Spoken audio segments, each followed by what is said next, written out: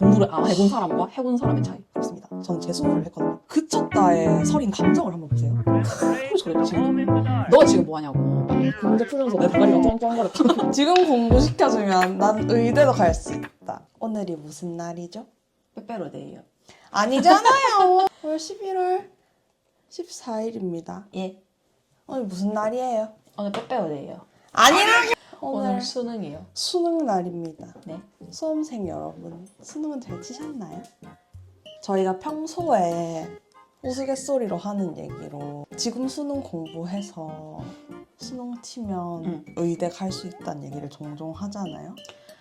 아니 갈 수 있다는 아니고 이제 연우가 주로 얘기하거든요.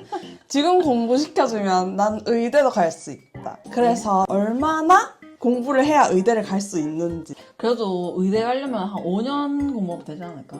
17학년도 수능 치셨죠? 예. 어떻게 보셨죠? 저는 안 봤어요. 솔직히 붙었거든요. 네. 기만. 모고 과목별 평균 등급. 국어는 약간 그런 그래도 2등급 밑으로 떨어진 적 없고요. 요. 그러니까 언어는 사실 읽으면 이해가 되는 거기 때문에 1학년 1학기 때는 1등급이 나와가지고 담임 선생님처럼 호출했다니까요. 1학년 1학기 말고 우리가 중요한 건 3학년 때. 그쵸? 1학년 모고는 쉽습니다. 아무튼 그때 아닐지도. 그랬어요. 그 다른 과목은요? 다른 과목은 뭐 별로 볼 건 없죠. 수학은 공부를 안 했고 네. 몇 등급 나오셨죠? 수학이요? 글쎄 한 6등급 나왔을걸요. 네. 영어는요? 영어도 한 그쯤? 근데 영어는 5등급 정도였던 것 같아요. 탐구 몇 등급 정도 나오셨죠? 사탐이요? 네. 사탐이었을 거 아니야. 그치. 과탐은 아니었을 거 과탐. 아니야. 그래도 3등급 밑으로 떨어진 적 없는 것 같은데. 아니 왜냐면 이건 기억 왜곡. 1학년 때 얘기하는 거지 지금. 왜냐면 저는 고등학교 1학년 1학기 때까지만 공부를 했거든요.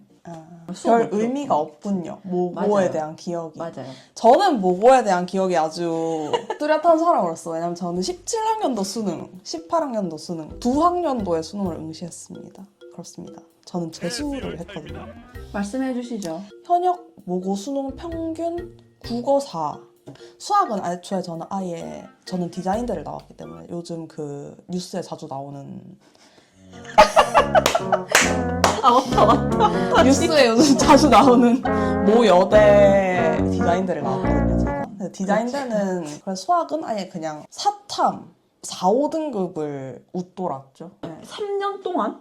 1학년, 2학년 때 모고 점수는 사실 기억이 전혀 1, 2학년 때는 이제 내신 성적을 쫙 올려놨는데 제가 도저히 수시로 갈 수 있는 그림 실력이 아니었어가지고 정시로 가야 된다 해서 거의 3학년 때부터 수능 공부를 시작했지. 대망의 수능. 그래도 저는 3등급은 나오겠지 이라고 헛된 희망을 품고 국어가 아마 6등급에 가까운 5등급이 나왔었던 것 같고 사탐 2개가 하나 5등급, 하나 6등급이었던 것 같아요. 그래가지고 재수의 길을 걷게 되었죠. 재수 학원에 들어갔지요. 독학 재수 학원. 열심히 공부를 했습니다. 재수 18학년도 수능 국어 2등급, 영어 1등급, 사탐 2과목 다 2등급 나왔습니다. 근데 좀 말아먹으셨던 거 아니에요, 현역 때? 현역 때는 말아먹었다라고 할 수가 없는 게 재수를 할 때 생각을 했어요. 현역 때 내가 했던 수능 공부는 공부가 아니었구나. 왜 이렇게 느끼셨나요? 공부가 돼 있는 상태면 시험을 칠 때 노력하지 않아도 되거든요. 하던 대로만 하면 된단 말이죠. 근데 공부가 안 돼 있는 상태로 시험을 치면 땀을 빨빨 흘리면서 시험을 치게 된단 말이죠. 그거는 공부를 한 게 아니었구나 공부하신 분 인정. 라는 것을 깨달았습니다. 그런데 지금 어떨지 좀 궁금하기도 하고 공부했던 그것이 남아있을까? 그치. 저는 왜냐면 재수하면서 수능 국어를 너무 사랑하게 돼가지고 그리고 저는 생윤을 정말 저는 이지영 선생님을 사랑했어요. 궁금한 거지. 요즘 수능이 어떨까? 문제도 좀 궁금하고 그래서 한번 저희가 문제를 풀어보고 한번 비교를 해보겠습니다. 알겠습니다. 일단 저희가 아이패드를 둘 다 준비를 했고요. 자, 그러면 지금부터 저희가 2025학년도 국어 수능 한번 풀어보도록 하겠습니다. 시작!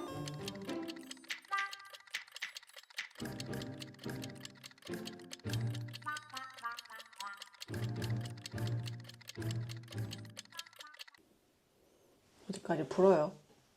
연우 몇 번 풀고 있는데 저 9번까지 풀었어요. 왜 이렇게 빨라? 수능 국어 푸는데 몇 분 줘? 90분 주나? 50분 아니야? 아닐걸? 아니야? 80분이네. 80분이네. 몇 문제? 총 몇 문제죠? 한 30문제 되는 거 아니야? 30 한 몇 문제? 45문제예요. 그럼 한 문제당 2분 안에 풀어야 되네 최소. 자, 국어 영역에는요.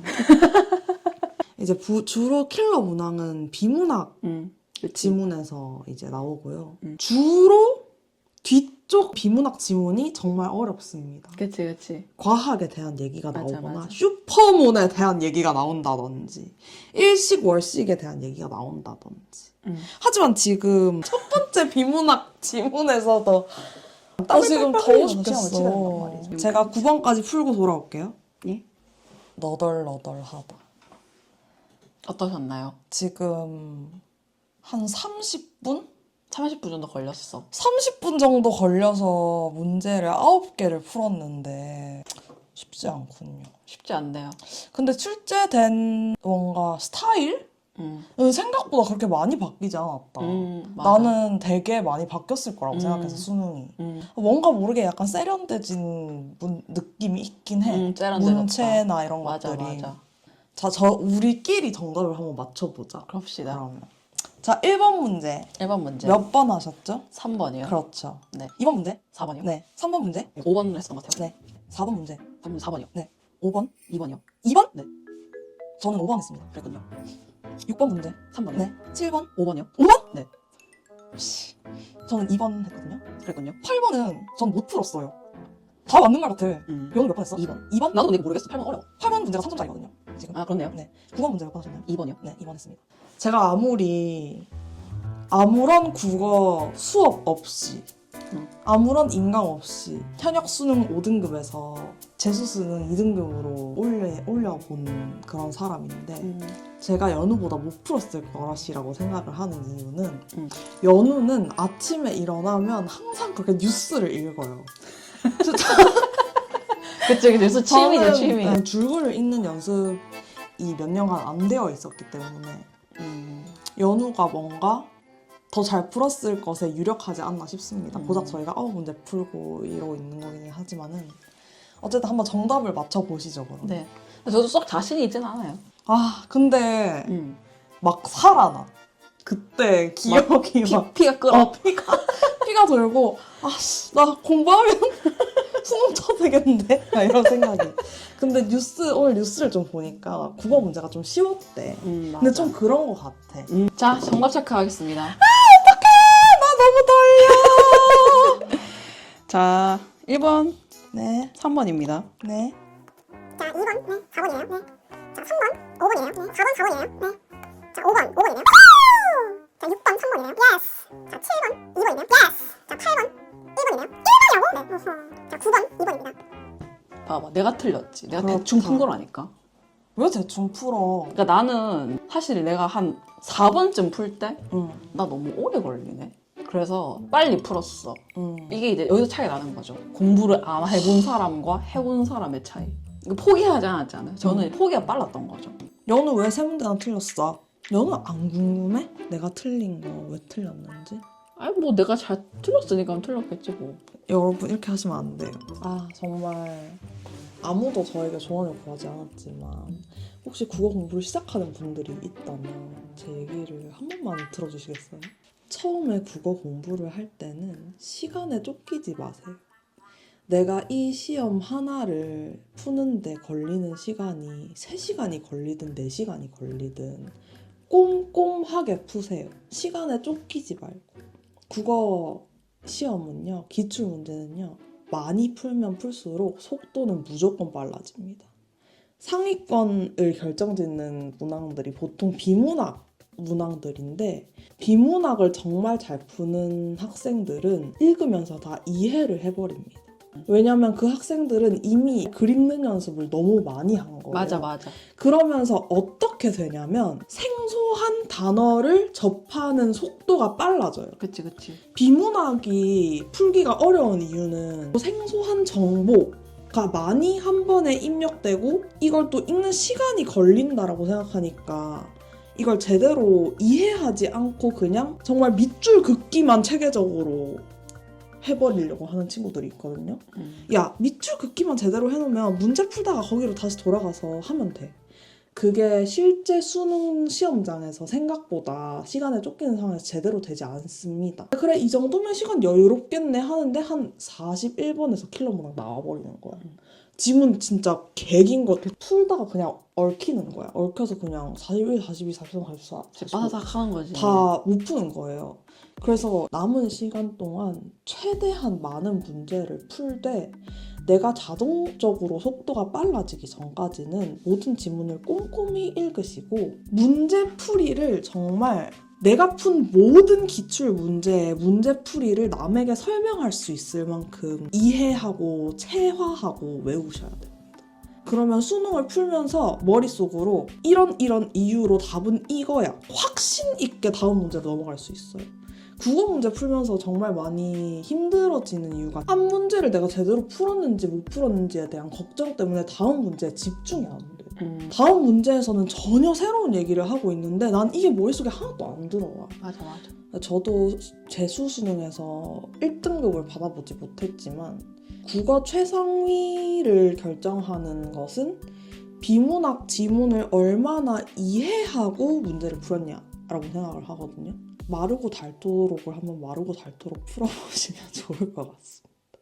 제가 국어 때문에 정말 속이 많이 상했던 사람으로서 그냥 혹시나 현역 때 국어로 슬펐던 저와 같은 고민을 하는 사람이 있다면 너무 마음이 아파서 그래. 내가 그 고3 시절 나를 생각하면. 저도 한마디 해도 돼요? 네. 제가 그런 말 했잖아요. 뭐요? 5년 공부하면 되지 않을까? 어. 저는 딱 1번 문제를 지문 읽는 순간 느꼈어요. 뭐? 진짜 하기 싫다. 제 체질이 아닙니다. 1번을 읽는 순간 느꼈어요. 이 지문을 읽는 순간. 근데 저는 그래서 그 말 없던 일로 하겠습니다. 저에게 그걸 투자하지 마세요. 설령 제가 한다고 하더라도 가능성이 없는 일이에요. 맞아요. 그래서 지금으로부터 5년 뒤에는 좀 늦어요. 맞아요. 근데 잘 모르겠다로 생각하면 다 틀렸다. 그랬어? 잘 모르겠다라고 생각을 했구나. 사실 근데 1번부터 3번은 별 틀린 문제 아니었던 거 같고. 그치. 1번부터 3번 틀리면은 사람은 다른 길을 찾으시는 게. 그 두 번째 질문은 어려웠지.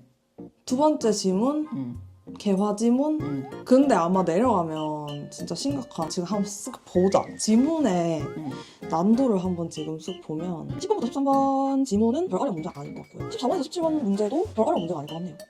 그 다음 이제 문학이 나오네. 뭐야? 합법과 작문이 따로 있네? 이건 뭐지? 언어와 매체? 똑같은데? 많이 달라졌네. 우리가 지금 비문학만 풀어서 국어 문제 그 스타일이 그렇게 바뀌진 않았다라고 생각했는데 언어와 매체라는 그게 생겼고 아예 카테고라이징이 이렇게 돼 있네. 나는 9번이 응 헷갈리는 거야. 2번이랑 5번이 헷갈리는 거야. 사실 이런 문제는 그냥 약간 그치. 감으로 그냥 맞아. 탁 하면 맞는데 근데 나는 항상 국어 풀 때 이런 식으로 풀었던 것 같아. 그래서 사실 틀려도 별로 안 억울한 거지. 이런 문제는 공부할 수가 없어요. 맞아요. 근데 이런 문제 대체적으로 뭐냐? 감정입니다. 그치. 그쳤다에 서린 감정을 한번 보세요. 지문에 공상에 그칠 뿐이라고 주장했다. 무슨 느낌이죠? 딱 거기까지. 뭔가 그쵸. 아쉬운 느낌. 그렇죠! 아쉬운 감정이 서려 있는 거는 16강에 그쳤다 뿐입니다. 맞습니다. 근데 이렇게 얘기하면 헷갈릴 수도 있을 것 같아. 왜냐면 아이 우림 점점 그치지 않았다. 그치지 않은 건 아쉬운데? 라고 생각할 수도 있잖아 사람들이. 이렇게 얘기해서 알아들을 사람은 이미 이 문제를 풀었을 거야. 이런 문제가 진짜 언어에 대한 감인 건가 그러면? 그런 거지. 약간 이거는 어떻게? 책을만 읽으면 돼요. 책을. 그렇. 8번은 근데 별로 아쉽지 않아 틀린 게. 아예 8번은 모르겠었거든. 지금도 풀이를 봐도 5번은 좀 아쉽다. 정말 그래? 라고 할 것 같은데. 이게 정답이 뭐였더라? 1번이래. 이게 맞는 말 아닌가? 맞는 말 아니야? 그러니까 그리고 방금 제가 그 검색을 조금 해봤거든요. 이제 수능 국어를 검색을 해봤는데 기사가 떴는데 제목이 노이즈 45번 등장. 그래서 원성을 샀다고 했어. 그 기사 제목이 내가 본 건 그거였어. 노이즈만 45번. 어. 아파트인가? 아 맞아. 로즈 아파트인가? 노이즈 이건 거지. 근데 전체적으로 그렇게 어려운 문제가 없는 것 같긴 해. 슈퍼문이 진짜 대박이었는데. 저는 몰라요. 아프기 때문에. 저희 때 수능 뭐 좀 한 사람들은 다 기억하는 지문이 있을 거예요. 그랬다고 슈퍼문 그리고 그 독 찢는 노인이라고 18학년도 수능 문제였는데 마지막에 그게 문학 지문이 나왔는데 막 뚜왕뚜왕 이러면서 노인이 자기 뚜왕. 분에 못 이겨서 독을 자기가 만들어 놓은 독을 다 깨는 그런 거였는데 막 입시 재수학원 친구들이랑 다 같이 그 문제 풀면서 내 대가리가 뚜왕뚜왕거렸다고. 아 그리고 1번 게 밑줄 긋기 지문 읽으면서 괜히 밑줄 긋기가 싫은 거 있지. 나는 약간 부담스러웠어. 왠지 이 시험지가 내가 밑줄 긋기를 제대로 잘 하고 있는지 검증할 것 같고 막 이 개화 문제 풀면서도 자꾸 내가 밑줄 긋기를 제대로 효율적으로 잘 하고 있나? 이런 생각 자꾸 하게 되면서 약간 방해 요소가 되는 지문이긴 했어요. 문제를 좀 집중 푸는데. 흐트리는 좀 지문이었지. 좀 긁다야. 너무 좀 유치하다야. 근데 이 노이즈 문제 있잖아. 진짜 그냥 이렇게만 봐도 노이즈란 단어가 개 많이 보여. 진짜 개 많이 보여. 짜증낼만 해 학생들. 와. 얼마나 수많은 희로애락이 있을 것인가. 오늘 밤에. 아. 그 생각하면 좀 마음이 아프기도 하고. 제 썰을 좀 풀자면 저 현역 수능 날 국어 시험을 치자마자 멘탈이 완전히 붕괴됐어요.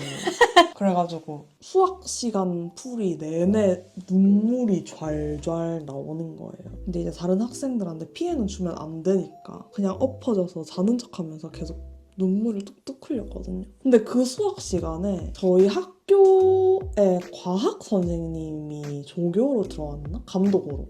원래 감독들이 말 걸면 안 되거든요. 쉬는 시간에 학생들한테. 그치. 선생님이 제가 너무 우니까 잠깐 와봐라 이렇게 해가지고 괜찮다. 다음 거부터 열심히 풀면 된다.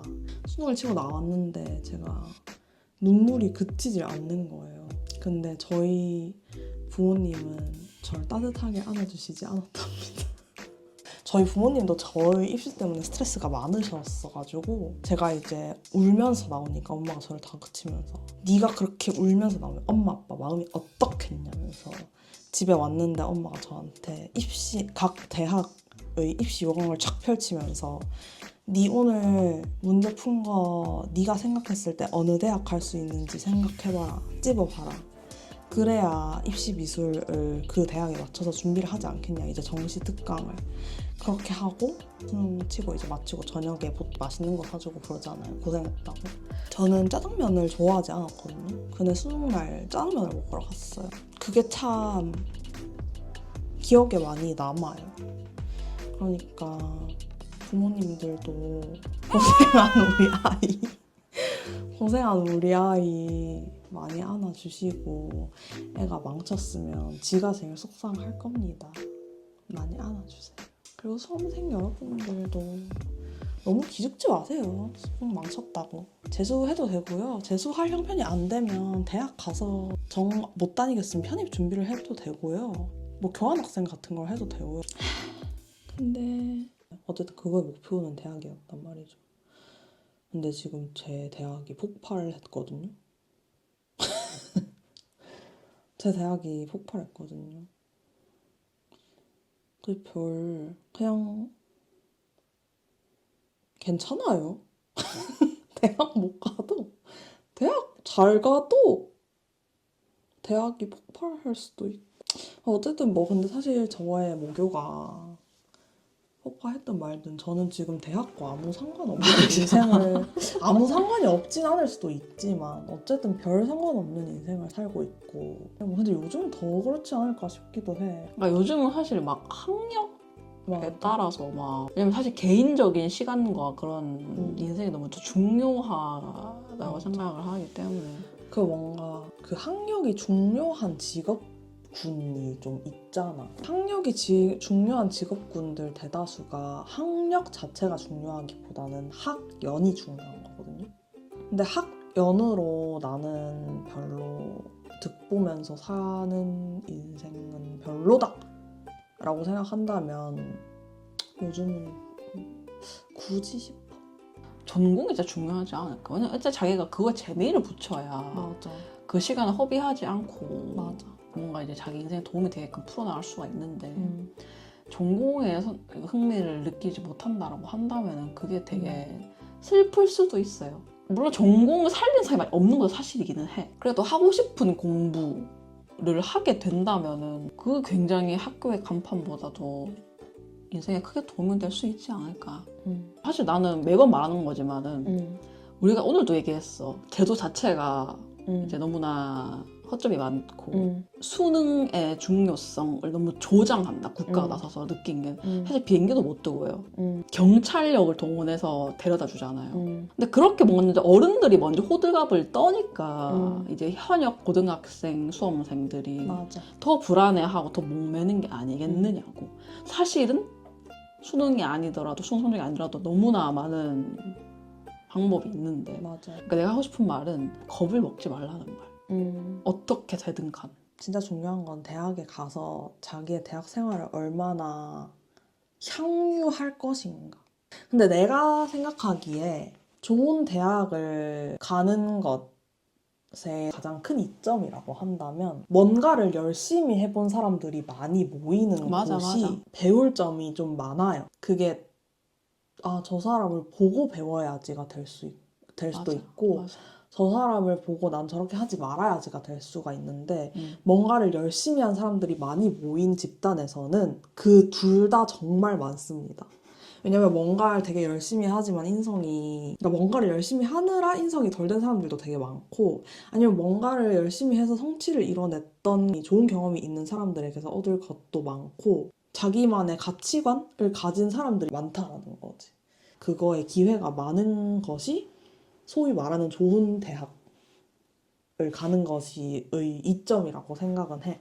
좋은 대학을 가면 좋은 건 사실이야. 좋은 대학을 가면 좋겠죠. 근데 당연하지. 좋은 대학을 간다고 해서 좋은 인생이 되는 거는 아닙니다. 그치. 어떻게 사냐에 따라 다른 거니까 뭐. 맞아요. 수능?